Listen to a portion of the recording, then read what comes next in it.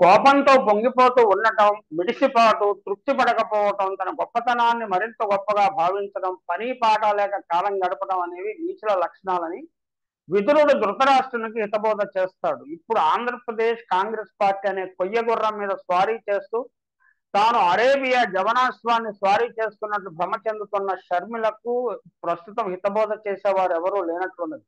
అందుకనే మిడిసిపాటు ప్రదర్శిస్తున్నది, కోపంతో ఊగిపోతున్నది, తృప్తి లేకుండా జీవిస్తున్నది, తన ప్రజాభిమానాన్ని అతిగా ఊహించుకుంటున్నది. షర్మిలలో ఉన్న ఈ అవలక్షణాలను రెచ్చగొట్టడానికి వారాంతపు పలుకుల రాధాకృష్ణ తన మీడియాను పూర్తిగా వినియోగించుకుంటున్నాడు. 2024 ఎన్నికల్లో ఘోర పరాజయం దిశగా తాను మద్దతు ఇచ్చే తెలుగుదేశం కూటమి ప్రయాణిస్తున్నదని ఆయనకు బాగా తెలుసు. అందువల్ల జగన్మోహన్ రెడ్డికి వీలున్నంత జుగుప్సాకరమైన విమర్శలకు గురి చేయాలన్నది ఆయన తాపత్రయం.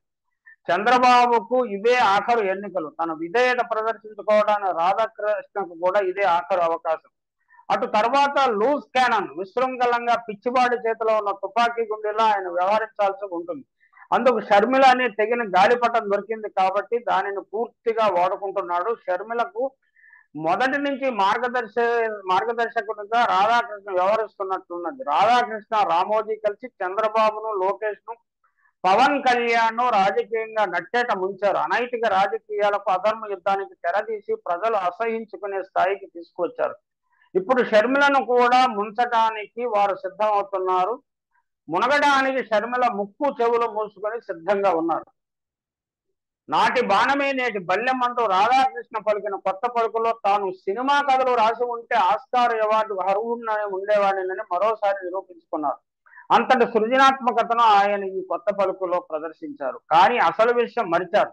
రాముడు ప్రయోగిస్తేనే ఏ బాణమైనా రామబాణం అవుతుంది. అదే కర్ణుడు ప్రయోగిస్తే ప్రతి బాణము నిరుపయోగంగానే అవుతుంది. ఇప్పుడు షర్మిల, రాధాకృష్ణ రామబాణానికి, కర్ణబాణానికి తేడాను గమనించాల్సి ఉంటుంది. ఇద్దరు విడివిడిగా సొంతంగా గమనించుకోవాల్సి వచ్చు, లేకపోతే ఇద్దరు సమావేశమై గమనించుకోవచ్చు, ఫోన్లో ఒకరినొకరు ఓదార్చుకుంటూ గమనించుకోవచ్చు. షర్మిల దారి తప్పిన గొర్రెలా వ్యవహరించడాన్ని చూసిన తల్లి విజయమ్మ రానున్న ఎన్నికల్లో జగన్మోహన్ రెడ్డి పూర్తిగా మద్దతునిచ్చే సూచనలు కనిపిస్తున్నాయి. అందుకనే ఇప్పుడే రాధాకృష్ణ కొత్త పలుకులే కాకుండా మొదటి పేజీలో దిమ్మ తిరిగి అమ్మఒడికి అంటూ మరో కథనాన్ని కూడా ప్రచురించాడు. రాజకీయ గండరు అయిన జగన్మోహన్ రెడ్డి ఏకవీరుడు. ఇప్పుడు మధ్యందిన మార్తాండంలో వెలిగిపోతున్నాడు. ఆయన రాధాకృష్ణకు మరోలా కనిపిస్తున్నాడు. చెల్లి షర్మిల కొట్టిన దెబ్బకు జగన్కి దిమ్మ తిరిగిపోయిందట, అమ్మ గుర్తుకొచ్చిందట. అది రాధాకృష్ణ కథనం. అన్యదా శరణం నాస్తి, నువ్వే దిక్కంటూ శరణు వచ్చేలా చేసింది. జనం ఈసడించుకుంటున్నా ఓటమి ఖాయమని స్పష్టంగా తెలుస్తూనే ఉన్న ఇన్నాళ్ళు మేకపోతు గాంభీర్యం ప్రదర్శిస్తూ వచ్చిన జగన్ కు చెల్లి షర్మిల కోలుకోలేని షాకిస్తున్నారట. అంటే ఇప్పటి వరకు పవన్ కళ్యాణ్, చంద్రబాబు నాయుడు, రామోజీరావు, రాధాకృష్ణ ఇచ్చినవి నిజంగా పనిచేయలేదని రాధాకృష్ణ పరోక్షంగా అంగీకరిస్తున్నాడు. పిసిసి పగ్గాలు చేపట్టిన దగ్గర నుంచి ఆమె రోజు రోజుకి డోస్ పెంచుకుంటూ పోతున్నారట. జగన్ అవినీతిని, ప్రభుత్వ వైఫల్యాలను ఎండగట్టడంతో పాటు దారుణమైన ఆయన నైజాన్ని ఆమె సూటిగా బయటపెట్టడంతో జగన్ కాళ్ల కింద భూమి కదులుతోందట. జగన్ నుంచి తాను ఏమి ఆశించలేదని, ఆయన ఏమి కోరలేదని, అది నిజం కాకుండా ఆ మాట మా అమ్మ విజయలక్ష్మితో చెప్పించాలని సవాల్ విసిరిన షర్మిల డోస్ పెంచుతున్నారు. వైఎస్ఆర్సీపీలో అసలు వైఎస్ఆర్ఏ లేరని ఆమె తేల్చి చెప్పేశారు. వై అంటే వైవి సుబ్బారెడ్డి, ఎస్ అంటే సాయిరెడ్డి, ఆర్ అంటే రామకృష్ణారెడ్డి అంటూ సరికొత్త భాష్యం చెప్పారు. దోచుకోవడం, దాచుకోవడం జగన్ పనిగా మారిందని మొదలెట్టి వైఎస్ పాలనకు జగన్ పాలనకు అసలు పోలికే లేదంటూ షర్మిల చేస్తున్న వ్యాఖ్యలు జనంలోకి విస్తృతంగా వెళుతున్నాయని రాధాకృష్ణ భ్రమ చెందుతున్నాడు.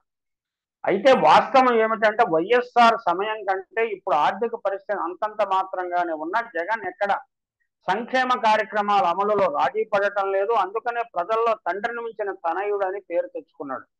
విజయమ్మ ఒకానొక దశలో కుమారునికి తనకు అవసరం లేదని, షర్మిలకు తన అవసరం ఉన్నదని ఆమె వైపు ముగ్గారు. అయితే తెలంగాణలో షర్మిల ఎండమావుల్లో చేపల వేట చేస్తున్నదని ఆమె తొందరగానే గమనించారు.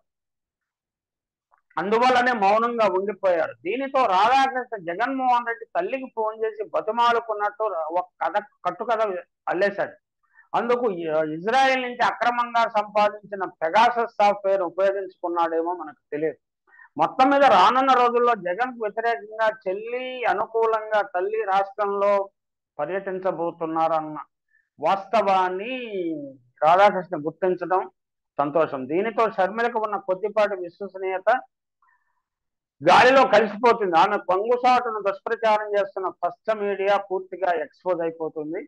దాని గాలి పూర్తిగా పోతుంది. షర్మిల ప్రచారం వలన ప్రయోజనం ఎవరికి ఏర్పడుతుందో ఇప్పటికీ రాధాకృష్ణకు స్పష్టత లేదు. తమ తండ్రి రాజశేఖర రెడ్డి పాలనకు జగన్మోహన్ రెడ్డి పాలనకు పోలికే లేదని షర్మిల తేల్చి పారేశారు. ఆ విమర్శల ప్రభావం ప్రజలపై ఎంత మేర ఉంటుంది, అధికార ప్రతిపక్షాలు ఎవరికి ఎక్కువ నష్టం చేస్తుందో తేలవలసి ఉన్నప్పటికీ ప్రస్తుతానికైతే జగన్ కు మనశ్శాంతి లేకుండా పోయింది. మరోవైపు రానున్న ఎన్నికల్లో పార్టీ టికెట్ తిరస్కరణకు గురైన ఎమ్మెల్యేలు ధిక్కార స్వరాలు వినిపిస్తున్నారు. ఇటువంటి ధిక్కార స్వరాలకు పచ్చ మీడియా చేసే పిచ్చి చప్పుళ్లకు తాటాకు చప్పుళ్లకు బెదిరే వ్యక్తిత్వమా జగన్ది? రాధాకృష్ణ గుర్తు చేసుకో.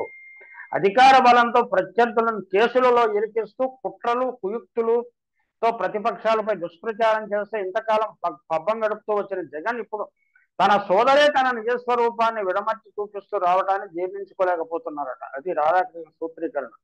ప్రత్యర్థుల ఆరోపణలకు విమర్శలకు సమాధానం చెప్పలేని పరిస్థితి ఉన్నప్పుడు ఎదురుదాడి చేయడం వైఎస్ కుటుంబానికి వెన్నతో పెట్టిన విద్య.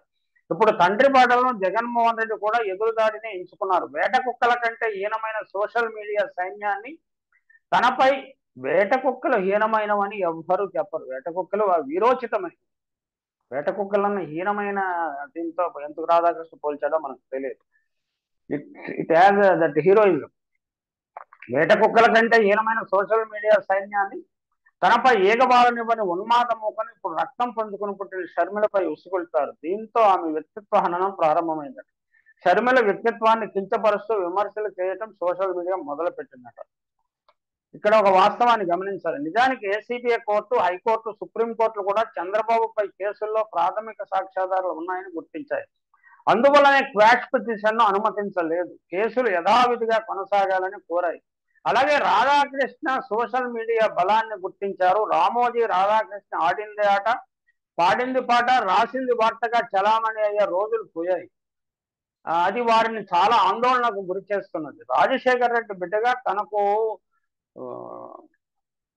రాజకీయ అధికారంలోనూ ఆస్తుల్లోనూ హక్కులు ఉన్నాయని తన కుమారుడికి రాజశేఖర రెడ్డి స్వయంగా తన తండ్రి రాజారెడ్డి పేరు పెట్టిన విషయం నిజం కాదా అని షర్మిల ప్రశ్నిస్తున్నారు. ఆమె ఆర్గ్యుమెంట్లు చాలా విచిత్రంగా ఉంటాయండి. ఏంటంటే ఇంతకుముందు నాకు వంగి వంగి నమస్కారాలు పెట్టిన వారు ఇప్పుడు నన్ను విమర్శిస్తున్నారు అంటే ఆమె అంటారు వాళ్ళ నాన్నగారిని చూసి షర్మిలకి నమస్కారాలు పెట్టారే తప్ప, షర్మిలను గౌరవించారే తప్ప షర్మిల సొంత వ్యక్తిత్వాన్ని కానీ సొంత నాయకత్వ లక్షణం కానీ చూసి ఎవరు పెట్టలేదన్న వాస్తవాన్ని షర్మిల అంత తొందరగా గుర్తిస్తే అంత మంచిది. అలాగే రాజారెడ్డి పేరు రాజశేఖర రెడ్డి గారు పెట్టినంత మాత్రాన ఆమెకి ఏమి ఒరిగింది ఏమి అంటే ఆయన పెట్టారు కాబట్టి అందరూ రాజారెడ్డి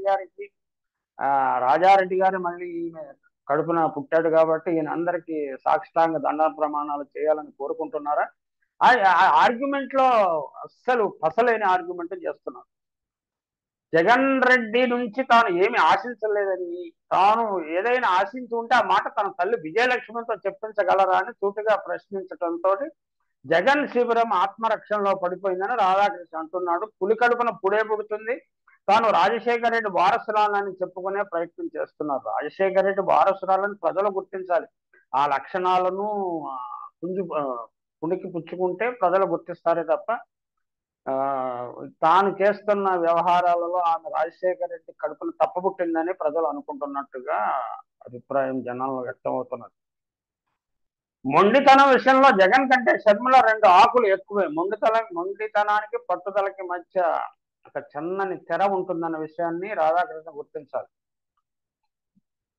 అయితే అధికారం తోడు కావడంతో రాజశేఖర రెడ్డి కుటుంబంలో అత్యధికులు జగన్ రెడ్డితోనే ఉన్నారు. షర్మిల ఒక రకంగా ఒంటరి వారు అయ్యారు. వాస్తవాన్ని గుర్తించినందుకు రాధాకృష్ణ గుర్తించినందుకు ఆయన అభినందించాలి. ఆ వాస్తవాన్ని గుర్తించడానికి షర్మిలకు ఆయనకి దోహదం చేస్తే, ఆమె విజ్ఞత మేల్కొనేలా చేస్తే ఆమె భవిష్యత్తుకు మంచిది. షర్మిల ఒక రకంగా ఒంటరిగా ఉన్నారు. అయినా ఆమె అదరటం లేదు, బెరటం లేదు. తనపై షర్మిల విమర్శల పదును పెరగటంతో స్వయంగా జగన్ రెడ్డి రంగంలో దిగి చంద్రబాబు తరఫున ఆమె కూడా స్టార్ క్యాంపైనర్ గా వ్యవహరిస్తున్నారని విమర్శించారు. నిజానికి జగన్మోహన్ రెడ్డి రంగంలో దిగక్కర్లేదు. ఆయన ఆదుకోవటానికి, ఆయనకు సహాయం చేయడానికి, ఆయన తరఫున వాదించడానికి బలమైన, రాధాకృష్ణ చెప్పినట్టు బలమైన సోషల్ సైన్యం ఉన్నది. వేట కుక్కల్లా కాదు, పులుల్లా విజృంభించి షర్మిల చేసిన దుష్ప్రచారాన్ని చీల్చి చెండాడుతారు. ఆమెకు మద్దతు ఇచ్చే పచ్చ మీడియాను, పరోక్షంగా మద్దతు ఇచ్చే తెలుగుదేశం పార్టీని కూడా చీల్చి చెండాడుతారు. ఇప్పుడే మీరు యుద్ధంలో ఓడిపోయారు, కానీ ఇంకా మీరు యుద్ధం జరుగుతున్నట్లుగా భావిస్తున్నారు. అయితే షర్మిల ఏమీ ఆశించకపోతే ఎందుకు రాజకీయాల్లో ఉన్నారు? సంతానతో ఎందుకు ఘర్షణ దిగారు? ఆస్తి తగాదాన, రాజకీయాలలో వాటా, అధికారంలో వాటాన కావాలని కోరుకుంటుంది కాబట్టి కదా ఆమె ఇప్పుడు ఈ చేస్తున్న ఉద్యమం అంతా. వైఎస్ఆర్ మరణం తర్వాత 15 సంవత్సరాలు గడిచిన వైఎస్ఆర్ ప్రజాదరణ ఏమాత్రం తగ్గలేదు. జగన్ ప్రజారంజక పాలనే దానికి కారణం. కుటుంబాన్ని ఇబ్బందులు పాలు చేసే షర్మిల నిర్వాహకం వల్ల వైఎస్ఆర్ ప్రజాదరణ తగ్గుతుందే గాని పెరగదన్న విషయాన్ని ఆమె గుర్తిస్తే, ఎంత తొందరగా గుర్తిస్తే అంత మంచిది. దళిత క్రైస్తవుల మీద జగన్ ప్రేమ సరైందా కాదా అన్నది 2024 ఎన్నికల ఫలితాలు తీస్తాయి. దళిత క్రైస్తవులు ఏం భావిస్తున్నారో ఎన్నికల ఫలితాల్లో స్పష్టంగా తెలుస్తుంది. రాధాకృష్ణ, షర్మిల గారికి దళిత క్రైస్తవులను ఆగట్టుకోవడం కోసం దళితులపై జగన్ కపట ప్రేమ అని షర్మిల చెప్పే ప్రయత్నం చేస్తున్నారట. ఆమె నోట్లో మాట పెట్టడానికి ఈయన ప్రయత్నం చేస్తున్నారు. రెడ్డి సామాజిక వర్గం షర్మిల వైపు ఆకర్షితులు కాకుండా ఉండటం కోసం షర్మిల భర్త అనిల్ కుమార్ బ్రాహ్మణుడు అని, ఆమె ఇకపై ఎంత మాత్రం రెడ్డి కాబోరని జన అనుకూల శక్తులు సరికొత్త లాజిక్ను తెర మీదకు తెచ్చాయి. ఈ విషయం ప్రజలకు బాగా తెలుసు. ఎవ్వరు వివరించనక్కర్లేదు, ఎవరు జ్ఞానబోధ చేయనవసరం లేదు. ప్రజలు ఎవరికి మద్దతు ఇస్తే మనకు మంచిది అనేది ప్రజలు గుర్తించారు. దళిత సామాజిక వర్గాలు, బీసీలు, మైనారిటీలే కాకుండా రెడ్డి సామాజిక వర్గం కూడా గుర్తించింది.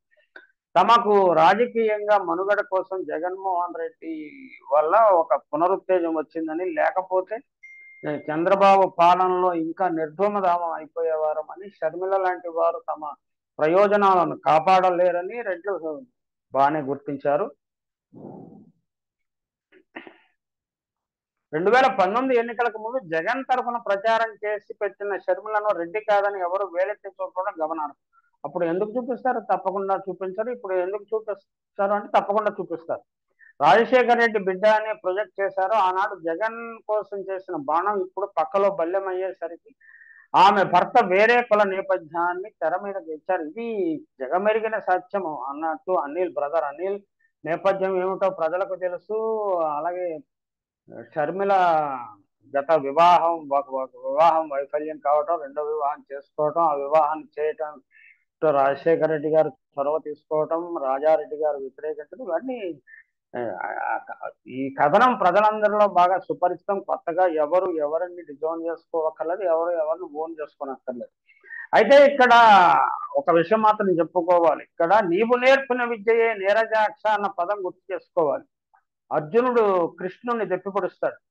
ఎన్టీఆర్ ను అవతార పురుషుడని ప్రచారం చేసిన పచ్చ మీడియా చంద్రబాబు వెన్నుపోటు తర్వాత ఎన్టీఆర్ ను శ్రీలోలుడని, మూర్ఖుడిని అని కూడా ప్రచారం చేసిన విషయాన్ని రాధాకృష్ణ మర్చిపోయాడా? షర్మిలను రాజకీయంగా నిరోధించడంలో కూడా ఆస్తులను కూడా పంచి ఇవ్వకపోవడంతో అన్నా చెల్లెళ్ల మధ్య పూడ్చలేని అగాధం ఏర్పడింది.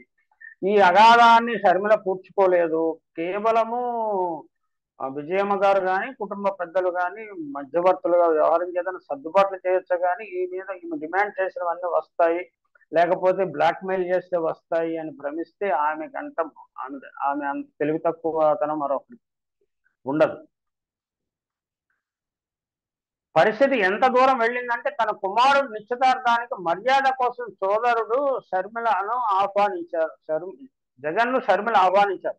అయితే తన ఇంటికి వచ్చి ఆహ్వానిస్తే భారతీయ జనతా పార్టీ పెద్దలకు ఆగ్రహం వస్తుందని చెప్పి ఇంటికి రావద్దని చెల్లికి జగన్ చెప్పించారు.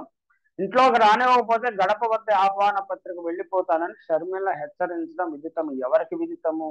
ఎక్కడ ఈ కథనాలు ఏమి రాలేదు. ఆహా, రాధాకృష్ణ నీ నీచ బుద్ధిమాన్యం కట్టలు తెంచుకుంటుంది. బీజేపీ పెద్దలు లేకపోతే జగన్మోహన్ రెడ్డి నీ అంతటి మూర్ఖులు కాదు, బాబు అని చెప్పక తప్పదు. అంటే ఇటువంటి పదాలు ఉపయోగించడం నాకు కూడా ఇబ్బందిగానే ఉంది. కానీ ఈ జర్నలిజం స్థాయి ఇలా దిగజారిపోయినప్పుడు ఎవరో ఒకరు చెప్పి బుద్ధి చెప్పాల్సిన తప్పదు కాబట్టి ఖచ్చితంగా ఈ పదాలను ఉపయోగిస్తున్నాం. రాష్ట్ర విభజన నాటి నుంచి ఆంధ్రప్రదేశ్‌లో నిస్తేజంగా ఉన్న కాంగ్రెస్ నాయకుల్లో, కార్యకర్తల్లో షర్మిల కొంత చైతన్యం తీసుకురాగలిగారు.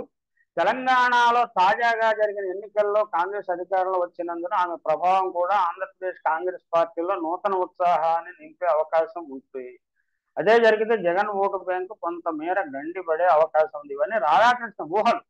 కాంగ్రెస్ అనే కొయ్యగుర్రం మీద ఎన్ని కదలికలు ఉన్నా అది ముందుకు కదలలేదు. అలాగే ఇది తాత్కాలికమైన విషయాన్ని కూడా గుర్తించాలి. జగన్మోహన్ రెడ్డిని తిట్టినంత కాలము షర్మిలకు పచ్చ మీడియాలో కవరేజ్ ఉంటుంది. తర్వాత ఆమె ఆ తిట్ల వేగాన్ని తగ్గించినా, తిట్ల ఫ్రీక్వెన్సీని తగ్గించినా, తిట్ల డెన్సిటీని తగ్గించినా ఆమెకి కవరేజీ సింగిల్ కాలము తర్వాత వేయటం కూడా మానేస్తారు. అప్పుడు ఆమెకు అసలు తత్వం బోధపడుతుంది. జన చిరంజీవి ప్రజారాజ్యం పార్టీ పెట్టినప్పుడు ఆయనకి పచ్చ మీడియా నైజం అర్థమైంది. షర్మిలకు ఇప్పుడు అర్థం అవుతుంది. తొందరలో పూర్తిగా అర్థం అవుతుంది.